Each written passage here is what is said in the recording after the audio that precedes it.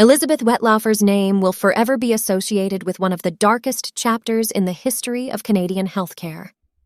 A former registered nurse, Wettlaufer shocked the nation and the world when she confessed to murdering 8 elderly patients and attempting to murder 6 others in her care. Her actions not only revealed a disturbing breach of trust, but also raised significant questions about the healthcare system's ability to protect vulnerable individuals from those entrusted with their well-being. In this video, we will delve into the life and crimes of Elizabeth Wettlaufer, attempting to understand the motivations behind her actions and the lessons learned from this tragic case.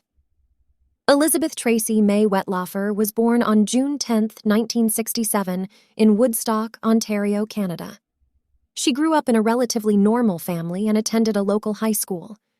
There were no apparent signs of trouble during her early years, and her decision to become a nurse seemed like a noble and caring choice. Wettlaufer pursued her nursing career with dedication, graduating from the nursing program at Conestoga College in 1995. She went on to work at various healthcare facilities in Ontario, gaining experience and trust within the medical community. Her colleagues and supervisors considered her a competent and compassionate nurse, a stark contrast to the chilling truth that would later emerge. The shocking revelation of Elizabeth Wettlaufer's murderous spree began to unfold in 2016.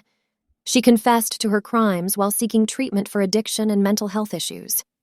Her chilling admissions sent shockwaves through the Canadian healthcare system and led to a massive police investigation.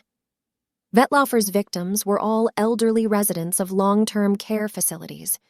She administered lethal doses of insulin to these vulnerable individuals, often under the guise of providing them with proper care. Her victims' ages ranged from 75 to 96 years old, making them particularly susceptible to her actions. Understanding the motivation behind Wettlaufer's actions is challenging, as her case offers a disturbing glimpse into the mind of a serial killer.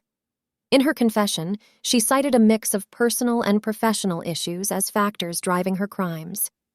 She claimed to experience anger and frustration at her own life's failures, and she found a disturbing sense of power and control in taking the lives of her patients.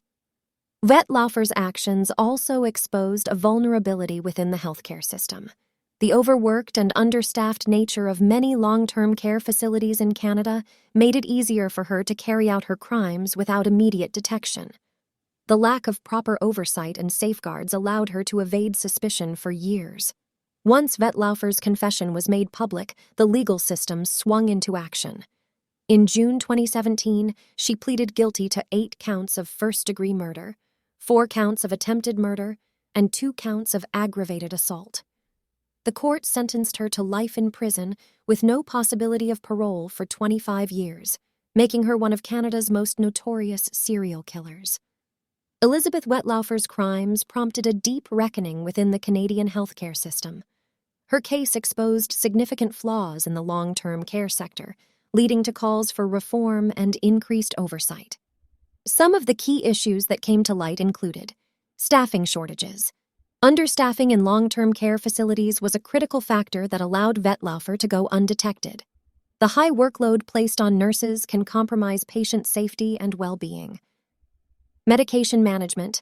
Wettlaufer's access to insulin, a potentially lethal drug, revealed gaps in medication management protocols within healthcare facilities. Improved safeguards and stricter controls on medication administration were called for. Reporting and accountability.